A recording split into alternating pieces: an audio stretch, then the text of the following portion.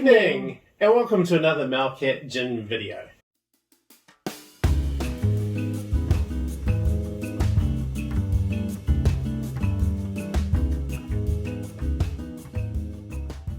And tonight we are reviewing two gins.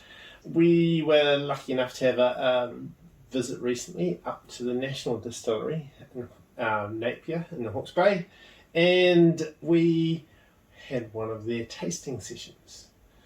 It's a very long session. Oh yeah. But it's great. Absolutely. Highly recommend it. Yeah, well worth it. The team there are really knowledgeable and we have a great time. Everybody walked out happy. Everybody walked out happy. We made new friends. Yeah, absolutely. It was well worth it getting the last tasting session of the day too. Little tip maybe. Yeah. Anyway, as well as the tasting session, we came away with some goodies. We got a bottle of this, the Katipō dry gin, and their Damson Plum gin, which I was extremely interested in because I make my own Damson Plum gin, but it's a liqueur, so you make the gin and you put the plums in it. This is a gin made with Damson plums, if you see the distinction. Plums actually come from the country's largest sustainably grown Damson plum orchard. There we go. Harry pocketed it. Stephen Fry would understand that joke. Yeah. Anyway, and the Katipō, you remember the story for this one? Yes, so I believe that the guy who makes Katipō is actually a winemaker, and he had been also making some beer, and about 5 years ago he bought himself a little still because he wanted to experiment with botanicals. So this has a little hidden herb in it because he does, as I said, makes beer, so I believe it might have hops in it. Yes. Can't really remember. Was late in the day. Yes. But he has being from the Hawke's Bay, has a relationship with the people at the National Distilling Company. So I think either his was batch made in their process, in their building, or they're just we're helping with some of the distribution.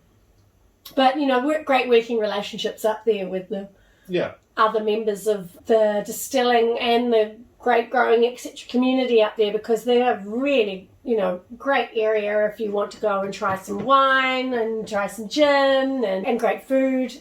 We need to go have another visit maybe and do absolutely. Some, And just a final note about the National Distilling Company. They are based in Napier. They're in the old Rothman cigarette factory. Now, those of you who are familiar with Napier would know that a lot of the city was rebuilt after 1931 due to a big earthquake. So there's lots of buildings that are great examples of Art Deco architecture, and this is one of them. Oh, it's stunning. It's a beautiful building, inside and out, and it's a great environment to sit and quietly, or not so quietly, drink gin. And I believe they're actually doing a little bit of work there so that they can host more groups. And it's next to a nice little bar-y restaurant too that we went to. Yeah. Anyway, without further ado, let's get into it, and let's start with the Katipō. Well, if that's got hops in it, I'm not getting, sort of floral notes, but pretty good juniper notes. Well, to me there's something a bit herby in there and perhaps bitter. That's nice. I wish I'd put more in. It's yummy.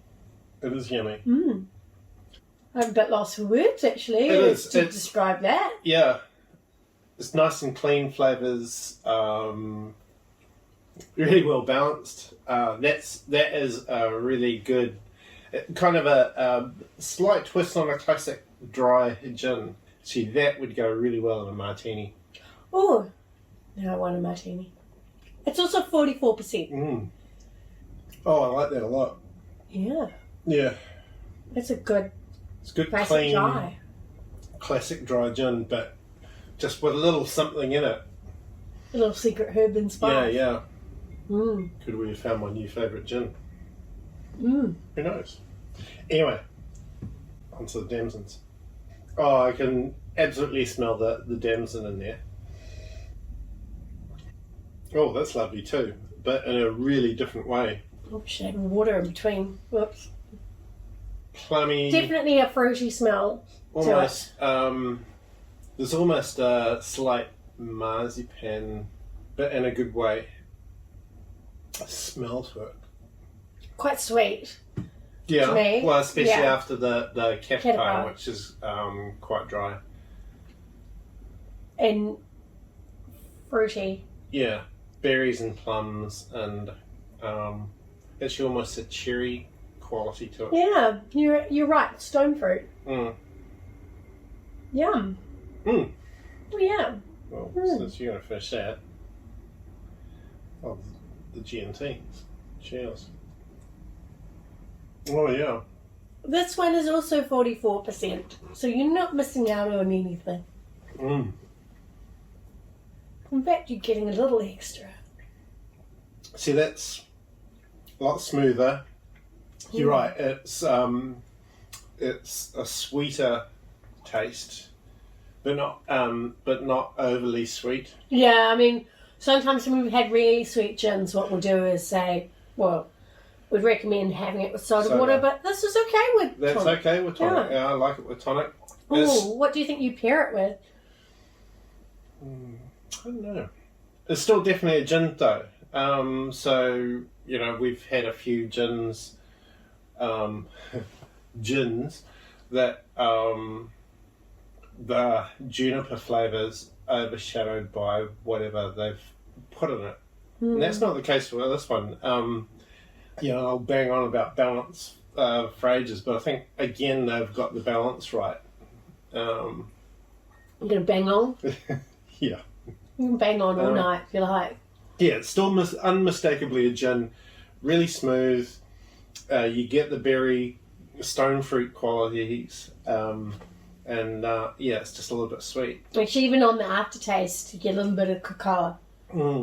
So I think really good contrast between the two. The Katipō is classic dry gin, which is fantastic, really well made. Damson gin, sweeter, smoother, but still really nice. Both from the Hawke's Bay. Both from the Hawke's Bay. Both excellent Quality gin. quality gins. Yes, very nice. Anyway, gin is a winners.